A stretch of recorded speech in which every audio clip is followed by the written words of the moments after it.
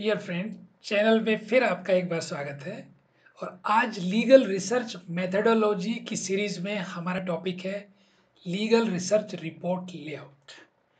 अगर हमने legal research कर ली है, फील्ड में जाके डाटा ले आए हैं इतनी मेहनत के बाद, अब हम अगर ठीक से रिपोर्ट नहीं बना पाते हैं तो हमारी सारी मेहनत खराब हो जाती है। और स्पेशली स्टूडेंट्स रिपोर्ट के लेआउट को लेकर के कंफ्यूज रहते हैं और उनकी सारी मेहनत खराब हो जाती है। तो हमने यहाँ बहुत ही सिंपल तरीके से लीगल रिसर्च रिपोर्ट के लेआउट को यहाँ पे डिस्प्ले किया है और हम एक्सप्लेन करने वाले हैं। और इस पे लीगल रिसर्च मेथडोलॉजी में एक बड़ा क्वेश्चन भी आता है कि लीगल रिसर्च रिपोर्ट को आउटलाइन करिए और एक सैम्पल रिपोर्ट बना के दिखाइए। तो ये क्वेश्चन आपको उसमें भी बहुत हेल्प करेगा और एक्चुअल रिपोर्ट बनाने में भी बहुत हेल्प करेगा। तो आपके सामने स्क्रीन पे है, देखिए हमने लीगल रिसर्च रिपोर्ट के एक्चुअल पार्ट को 3 पार्ट में डिवाइड किया है। पहला है प्रिलिमिनरी पार्ट, दूसरा है मेन पार्ट और तीसरा है एंड पार्ट या एंड मैटर। तो हम देखते हैं इनमें तीनों में वन बाय वन क्या क्या हम इसमें एक्चुअल जब रिपोर्ट बनाएंगे तो इसमें हम क्या क्या कवर करते हैं। तो प्रिलिमिनरी पार्ट में सबसे पहले जनरली आप टाइटल ऑफ रिपोर्ट लिखते हैं और उसमें डेट लिखते हैं और उसमें रिसर्चर का नाम वगैरह लिखते हैं।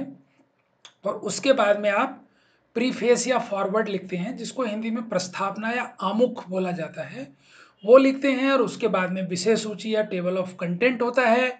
और टेबल ऑफ कंटेंट के बाद में अंदर जितनी भी टेबल, फिगर या इलस्ट्रेशन है या केस ला है उनकी आप लिस्ट देते हैं। तो ये होता है प्रिलिमिनरी पार्ट रिपोर्ट का।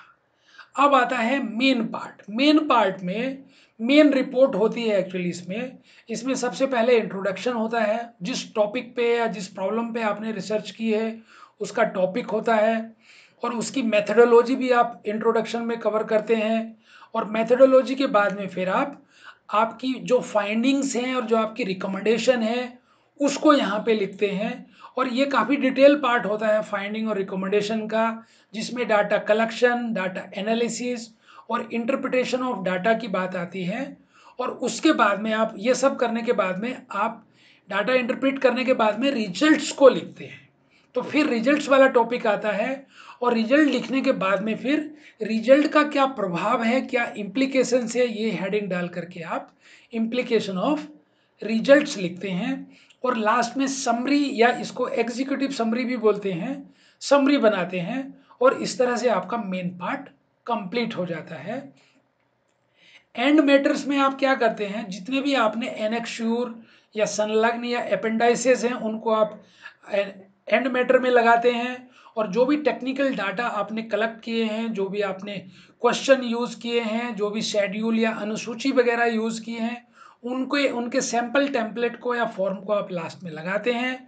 और इस रिपोर्ट को बनाने के लिए आपने कहाँ कहाँ से रेफरेंस लिया है, क्या टर्मिनोलॉजी यूज़ की है, उसको आप लास्ट में बिब्लियोग्राफी में लगाते हैं।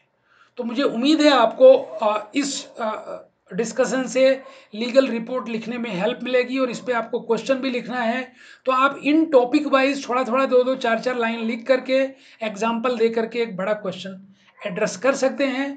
और आपको अगर एक्चुअल रिपोर्ट रेफरेंस के लिए चाहिए, आइडिया के लिए चाहिए, तो आप कमेंट्स बॉक्स में लिखिए। हम आपको एक सैम्पल लीगल रिसर्च की रिपोर्ट विद लेआउट आपको शेयर कर देंगे पीडीएफ में, जो आपको आगे हेल्प करेगी।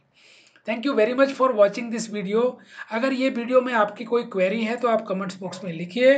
और ये वीडियो आपको अच्छा लगा है तो आप इसको लाइक करिए और सब्सक्राइब करके अपने फ्रेंड्स को उनके बेनिफिट के लिए शेयर करिए। Thank you very much.